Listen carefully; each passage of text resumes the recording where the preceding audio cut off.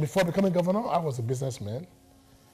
From a normal viewpoint, what we might consider a successful businessman. I was in the area of real estate. In fact, I made my money through real estate. So I know about things about real estate. I was also major into automobile, fleet sales of cars, and I was also into aviation and pharmaceuticals. So I had Rocha's group of companies that was doing quite well before I decided to serve the people. My name in Nigeria is synonymous with business and charity. Right now, I'm the governor of Imo State of the Federal Republic of Nigeria. Rocha's is a mere mortal. There's nothing too special about me as a person. But one thing is clear, that I hate injustice, I hate poverty, and there's nothing I do to stop it, is indeed giving too much to the world. I realize that most of our children are losing interest in education, they're going back to trading. Some of them are street traders and all that because they won't get rich quick and they're no longer interested in schools. And I said, listen, I will entice them, education will be free. So you don't have to bother looking for money to go to school. And they thought it was impossible. Many people never believed it, that it's never done anywhere in the world. So how would you come up with the idea that education will be free from primary school to high school to college, just to university? It's impossible. They never believed it was possible.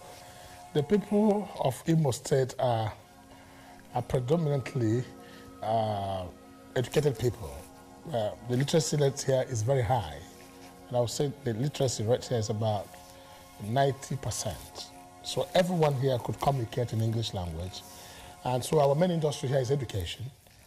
And I wanted to make it affordable to those, especially the less privileged ones of the society. Because there are many who began to notice that most of them are dropping out of school because their parents could not afford to pay the high cost of school fees. So when I made it free, it was a welcome development. So I would say education, we've done well in the area of education. We have to rebuild schools, so many schools. We'll build so many model schools, more than 350 schools within 4 years, of 12 classrooms each. And we have the population of school increased by over 100%. So even the neighboring state, people come to go to school here in Imo State. What we've done is to start what is called Imo College of Advanced Professional Studies, where we're training professionals now who can handle this industrial aspect of our life, which is coming up now. And the school is in existence. We're bringing professionals from all over the world to come and train our locals and issue certificates on some of the professional courses. It could be underground water welding, it could be a non-destructive test program, computer, whatever. So the programs are going on, and most of the students now are already getting good jobs everywhere. So we try to do that and to teach them the basic trades, like even driving, barbing, electrical, masonry, plastering, dressing, fixing of doors, fixing of windows, those small things that gives a fine finishing. Details, that's what we're doing in that school. That's the first step for our industrial takeoff.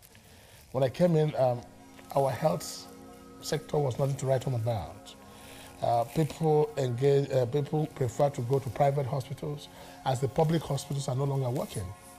And most of the doctors prefer to do their side practices as against the government that employ them. So when I came in here, I had to build 27 new general hospitals of 100 beds each.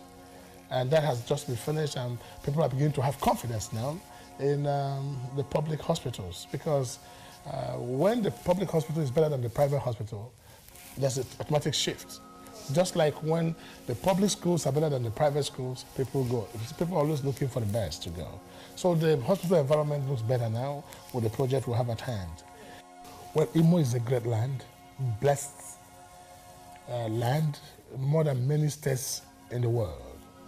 In fact, we are probably one of the most arable land, fertile. The name of this land is fertility.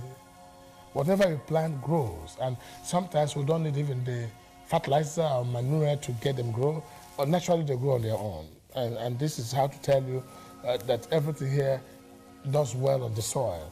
And everywhere is green. If you just take a panoramic view of the city, everywhere is green, and it's green year in and year out. That's how fertile this land is. So agriculture is not ruled out. You see, we still apply the old method of farming, which produce little for the people. So we are looking for investors in the area of agriculture to take advantage of this great land that we have that can produce literally everything. We have the Imo palm plantation right now, and one of the Irish companies have taken it over, and they're making hell of money. And so we have so many of this land for such projects, for commercial agriculture. So agriculture is very key. In terms of infrastructures, we have decongest the city.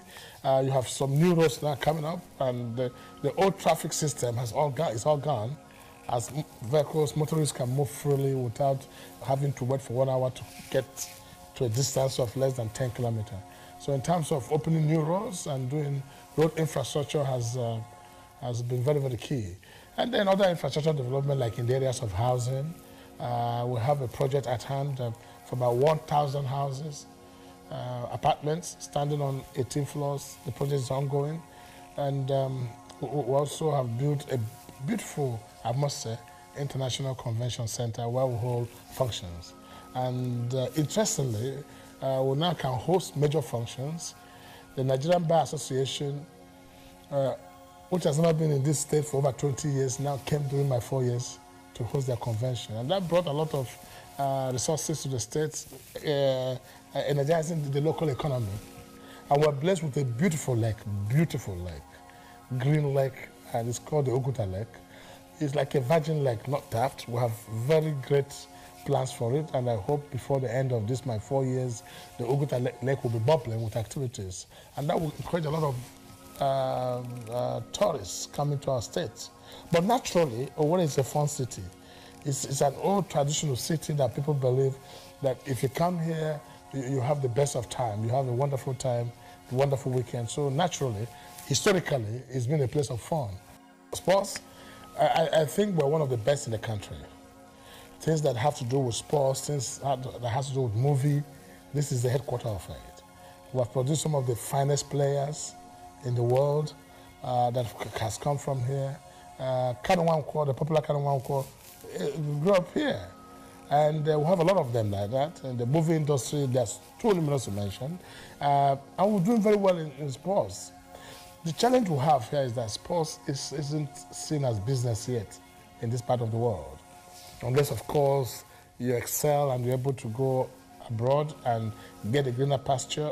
But it's a big burden financially for the state to carry. But we're doing our best to see how far we can make sports a business. First of all, for sports to do well, it has to be a business. And over-dependency of government for everything is what drags the fund for sport. But of course, it brings tourism. We're building 2 stadia. We have a beautiful stadium, like the old stadium, and 2 new stadia we're building. And when completed, of course, most of the tournaments, football matches and other Olympic preparation will take place here, and that will bring a lot of people into the city. So sports tourism, health tourism, education tourism is what we're looking at in the near future. Because of my care for those less privileged people, I was going to the beggars and the lepers colony to give food to them every Friday. Sometimes after the mosque prayer, I like to give them food and give alms to them. But one day I sat down and I said to myself with my wife, if I really would continue with this, for how long would I? Why don't you do something that will enable them to feed for themselves? That was the beginning of Rochas Foundation Schools. Education must be free in our time. Education must be free, this is our prayer. Imo must be better in our time. Imo must be better, this is our prayer. My name is Kokuchi Maroke, and I'm Precious. I'm a Nigerian from Imo State. I'm a native of Omaka in Njaba local government area. I was born in the family of Mr. and Mrs. Emmanuel Odemenam. I'm a student of Precious Foundation College. I gained admission in the foundation in the year 2010. And before I got the admission, I lost hope of furthering my education to secondary school level because there was no money. I'm a native of Ijato South local government in Olu, LGA. I was born into a family of Mr. and Mrs. Etebat Ekuku, a family of 7. I'm the 5th among them. Then before I got the admission into the school, things were really hard. My dad was an applicant driver, while my mom was a petty trader. You know, things were really hard for me. At a point, I lost hope of getting admission or furthering my education. But at a point, I just at the end of the tunnel, there came a light shining before me. I just was RFCORE. They just gave me the exact hope that I need, the exact hope, and to further my education. I'm proud to say today we have schools across the nation, and with over 11,000 children, and I can proudly call my own children. So that's my joy. I'm passionate about it. I have a lot of passion. I love it. And we have over 2,000 of them right now, graduates and those in the university. So I have doctors, lawyers, engineers. Some of them are abroad now, going to school. And when I see them, the rejected ones of yesterday have become the chief cornerstone of today. That's my joy. So Richard's Foundation for me is just a vow with my Creator, which I've fulfilled vow. College offers us everything that we need to feel comfortable in school. Our uniforms, tuition is free, free boarding, no school fees, we eat in school, everything is free. We don't pay a dime. Even sometimes after school lunch, everything is free. I really thank this foundation. They are really doing great to me. I believe that the significance of education is to help raise great men and women who will rule the world, just like my founder, the governor of Imo State, Owele Richards and Ayoka Richard. Just like my father, he's the founder, Owele Richards, the founder of this great institution. He said that we should work harder, even harder, that we shouldn't give up in anything at all, anything that comes before you. We should fight. A man is only a failure, only when he refuses to start again or what he's doing, or to branch out to what he's doing. I want to appeal to investors to take advantage of this moment. I'm ready to do deals with any investor, make sure we give you incentives. We'll go to the federal government to make sure you don't have visa challenges. We'll give you tax incentive. We'll give you land at no cost, ensure your security, and into a contract to ensure your investment. So in other words, you're all good and for profit. That's the deal I have for the people now. For Imolites, I say we're not there yet, but I know we'll soon be there. But we must build a solid foundation for subsequent government and for generations yet unborn. And for Nigeria, we're the hope of Africa.